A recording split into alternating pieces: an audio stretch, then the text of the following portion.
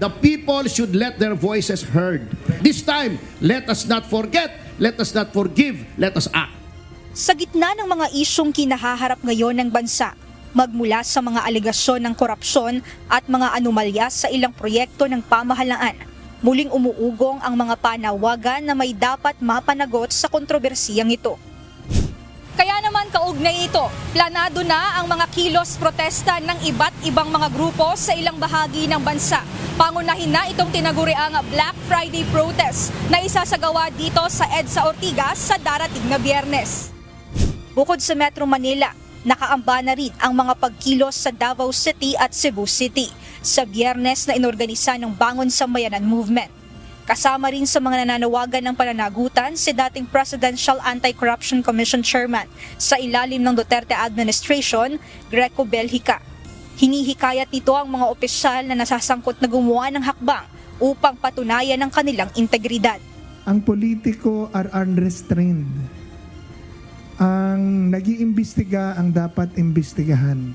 Now, to give chance to the congressmen and to the officials who were mentioned, I think delicadeza for them to at least take a leave of absence and give a report or give out to the media a 10-year SALN. Yung 10 taon SALN nila, give it to the media para ma-examine natin and then sign a waiver of their bank accounts para mapatunayan lang natin na hindi talaga sila nagpayaman sa kanilang pwesto. And then legally ask the ombudsman to do an impartial probe on them.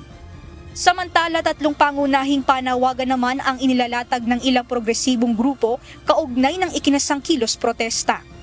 Number 1, that the House of Representatives cleanse itself by electing a new speaker. Dahil tainted na po ang leadership ng ating speaker.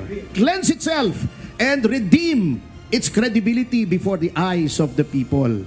Number 2, let us appeal to the new Blue Ribbon Committee Chairman, Senator Ping Lacson, to continue the work of Senator Marcoleta. Number 3, yung Truth Commission ni Pangulong Marcos, lagdaan na niya.